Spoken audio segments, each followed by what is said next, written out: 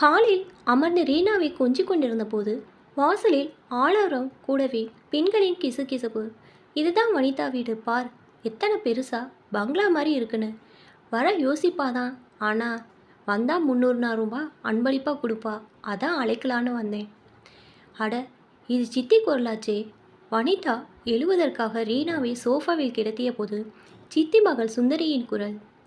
வனிதாக்கா வந்தா அவங்கள வளையல் போட விடுவீங்களாம்மா? நல்ல கதை. எவன் விடுவா? தத்து குழந்தையெல்லாம் குழந்தையாயிடுமா? வயிறு மலர்ந்தவங்க தான் என் மருமகளுக்கு வளையல் போடணும். வனிதாவை ஏதாச்சும் சொல்லி தட்டி கழிச்சிடுவேன். வனிதாவுக்கு திக்குன்றது. பசர் ஒலித்தது. முக கலக்கத்தை மறைக்க வலிந்து புன்னகை மலர விட்டபடி கிரில்கேட்டை திறந்து ஒதுங்கினாள் வனிதா. வாங்க சித்தி. வா சுந்தரி. இதுதான் ரீனாவா? கேள்விப்பட்டோம். ஆமாங்க சித்தி, 8 மாதம் ஆச்சு. யாருக்கும் சொல்லலை. நீ சொல்லாட்டியே தெரியாமல போகும். நீ தத்தெடுத்த 2ஆம் நாளே நம்ம சொந்த மதம் எல்லாருக்கும் தெரிஞ்சிருச்சு. இப்போல்லாம் மொபைல் ஃபோன்லேயே பறக்குது நியூஸ். புன்னகைத்தபடி இருவருக்கு குளிர்பானம் கொடுத்தாள் வனிதா. என் மருமகள் சித்ராவுக்கு நாளைக்கு வளகாப்பு. சாயந்தரம் 4 மணிக்கு. உன்னை அழைக்கிறதுக்காக வந்தேன். தவறாமல் வந்துரு என்ன என்றாள் சித்தி. கண்டிப்பாக வரேன் சித்தி. சரி வனிதா, நாங்கள் கிளம்புறோம். இன்னும் 4 வீட்டுக்கு சொல்லணும். சித்தி வீட்டு வாசலில் வனிதாவின் கார் வந்து நின்றதுமே உள்ளே எல்லோரும் ஒருவர் முகத்தை ஒருவர் பார்த்து நக்கலாய் சிரித்து கொண்டனர். ரீனாவை இடுப்பில் சுமந்தபடி வனிதாவுள் நுழைந்தாள். என்ன தைரியத்தில் வரா? ஒரு அனாதை குழந்தையை தூக்கிட்டு. யாரோ யாரிடமோ முணுமுணுத்தது. வனிதாவுக்கு கேட்டது. வா வனிதா, உன் குழந்தையா? எப்போ பிறந்துச்சு? சொல்லவே இல்லையே என்று தெரியாது போல் கேலி துணிக்கு கேட்டது ஒரு அழுகிய மனம். வனிதாக்கா, உங்கள் வளகாப்பு எப்போ நடந்துச்சு? எனக்கு சொல்லாமல் ஃபங்க்ஷன் நடத்திட்டீங்க. இது அடுத்தது. குழந்தை பிறந்த புறமும் அப்படியே கன்னி பொண்ணாட்ட சிக்கன் இருக்கிறியே வனிதா. இது மற்றொரு திரிந்த மனம். தெரிந்தும் தன்னை துன்புறுத்த வேண்டும் என்பதற்காக தெரியாது போல் இவர்கள் வீசும் கணைகளுக்கு புன்னகை மட்டுமே பதிலாக தந்து பெண்கள் மத்தியில் போய் அமர்ந்தாள் வனிதா. எல்லோருக்கும் ஸ்வீட்டு குளிர்பானம் வழங்கிய பின் நிகழ்ச்சி ஆரம்பமானது. முதல்ல நாத்தனாங்க முறையில் என் மக சுந்தரி வளையல் போடுவா. அப்புறம் நான், அதுக்கப்புறம் சம்மந்தி அம்மா.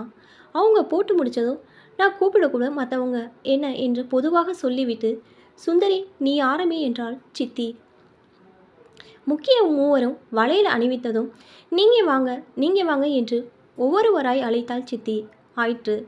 ஏறத்தாழ எல்லாருமே வளையல் அணிவித்து விட்டனர். இனி வனிதா ஒருத்தி மட்டும்தான் பாக்கி. ஆனால் வனிதாவை சித்தி ஏறிட்டு கூட பார்க்கவில்லை. ஆரத்தி தட்டை ரெடி பண்ணுங்க என்று நிகழ்ச்சியை முடிப்பதற்கு அறிகுறியாக சித்தி குரல் கொடுத்ததுமே ரீனாவை தூக்கி கொண்டு அவசரமாக எழுந்தாள் வனிதா. அவள் வளையல் போடதான் எழுகிறாளோ என பயந்த சித்தி பதப்பதைப்புடன் தடுத்தாள். உட்காரு வனிதா, உட்காரு. வளையல் எண்ணிக்கை சரியா போச்சு. இதுக்கு மேல் சாஸ்திரப்படி போடக்கூடாது. தன் வழக்கமான புன்னகை உதித்த வனிதா, நான் வளையல் போட எந்திரிக்கலை சித்தி. அன்பளிப்பை கொடுத்துட்டு கிளம்பலான்னு எந்திரிச்சேன். வீட்டில் அவசர வேலை இருக்கு. சித்திக்கு முகத்தில் அடித்தார் போல் இருந்தது. சங்கடத்துடன் நெளித்தாள். வனிதா விற்றென சித்தியின் மருமகளிடம் போய் 500 ரூபாய் கொண்ட கவரை அளித்தாள். பின் கூடியிருந்த உறவினர்களிடம், இதுதான் ரீனா, 8 மாதத்துக்கு முன்னால் தத்தெடுத்தோம். யாருக்கும் நாங்கள் சொல்லலைனாலும் எல்லாருக்கும் தெரிஞ்சிருக்கும்னு நினைக்கிறேன் என்றாள் வனிதா. உடனே கேலி புன்னகையும் நக்கல் சிரிப்பும் அங்கே எழுந்தது. அதாவது வைத்த அசலுக்கு மலரலை, ஆனாலும் தத்தை தூக்கிட்டு மலர்ந்தாப்பே வளகாப்பு வந்துட்ட என்று ஒரு பெருசு நஞ்சை உமிழ்ந்ததும் எல்லோரும் வீடெதிரே சிரித்தனர். கேலி சிரிப்பை தன் புன்னகையால் அலட்சியம் செய்தபடி தொடர்ந்தாள் வனிதா. குழந்தையை எல்லாருக்கும் காட்டிட்டு போகலான்தான் நான் இந்த ஃபங்க்ஷனுக்கே வந்தேன். ரீனாவை தத்தை எடுத்ததுலேருந்து எங்களுக்கு அதிர்ஷ்டம் கூறிய பிக்குது. அவரோட கம்பெனியில் அவரை மிகவும் சிறந்த மார்க்கெட்டிங் மேனேஜர்னு பாராட்டி சம்பளத்தை 4 பங்கு உயர்த்திட்டாங்க. எனக்கும் எதிர்பாராத பதவி உயர்வு கிடைச்சிச்சு. சம்பளம் ரெட்டிப்பாச்சு.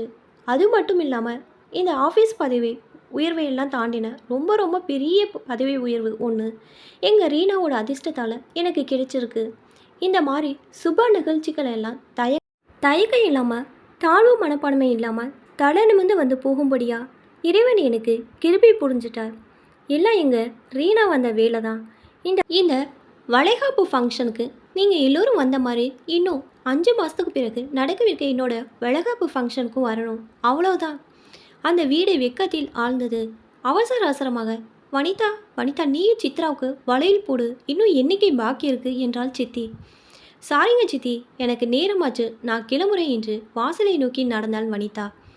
கதவருகே சென்றவள் திரும்பி உறவினர்களிடம் புன்னையுடன் சொன்னாள், என்னோட வளகாப்புல எண்ணிக்கை எல்லாம் நான் பார்க்க போகிறதில்ல.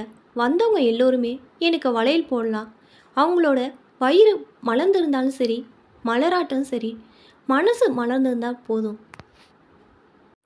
இப்போ தான் என்னோடய சேனல் ஃபஸ்ட் டைம் பார்க்குறீங்கன்னா சப்ஸ்கிரைப் பண்ணிக்கோங்க. பக்கத்தில் இருக்க பெல் ஐக்கானை ப்ரெஸ் பண்ணிக்கோங்க. அப்போ தான் நான் ஒவ்வொரு தடவை வீடியோ போடும்போதும் உங்களுக்கு நோட்டிஃபிகேஷனில் வரும். தேங்க்ஸ் ஃபார் வாட்சிங்.